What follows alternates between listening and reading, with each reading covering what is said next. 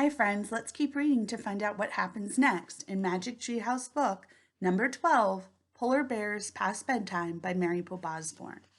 Chapter 7, Spirit Lights. Jack, you can get up now, said Annie. Jack opened his eyes. Annie was standing over him. She still had her mask on. We're on safe ground, she said. Jack felt as if he'd been dreaming. He looked around. They had reached the tundra at the edge of the frozen sea.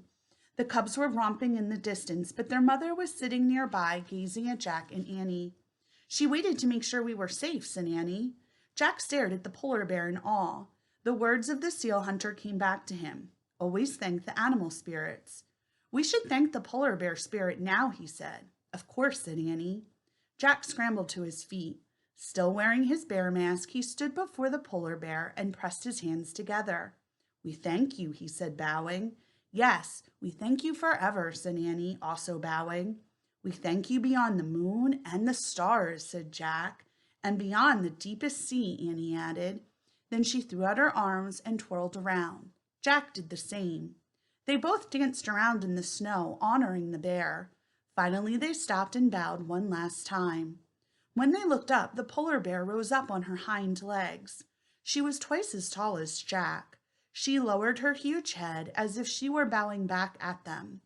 At that moment, the sky exploded. The night became a giant swirl of red, green, and purple lights. It looked like a genie coming out of a magic lamp. The sight took Jack's breath away.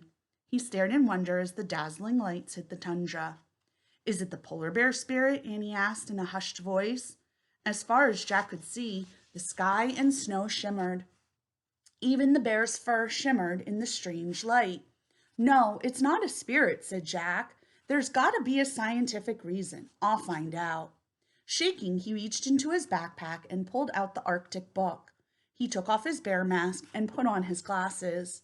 By the greenish glow, Jack found a picture of the skylights. The picture didn't come close to the real thing. He read aloud.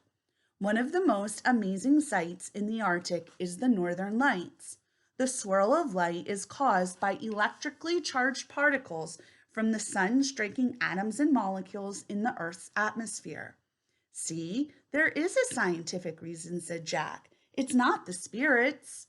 Then suddenly, all the dancing lights were gone, as if someone had blown out a candle.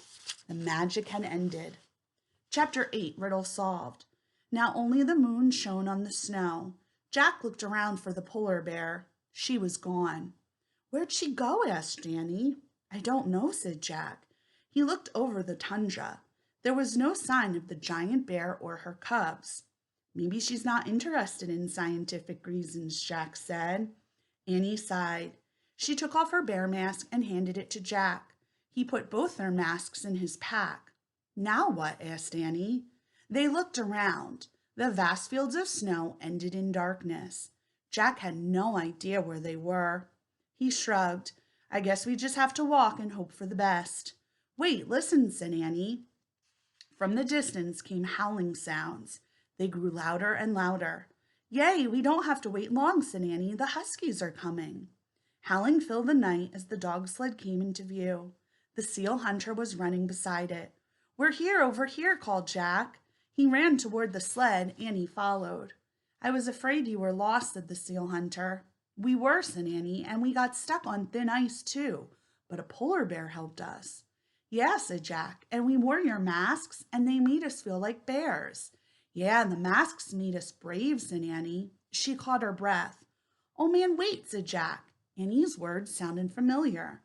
I cover what's real and hide what's true, but sometimes I bring out the courage in you. What am I?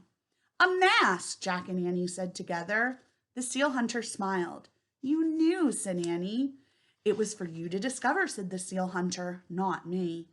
Jack pulled the bear masks out of his backpack. Here, he said, thanks a lot. The hunter took the masks and put them inside his parka. We can go home now, said Jack. Do you mind taking us back to the treehouse, said Annie? The seal hunter shook his head. Climb on, he said.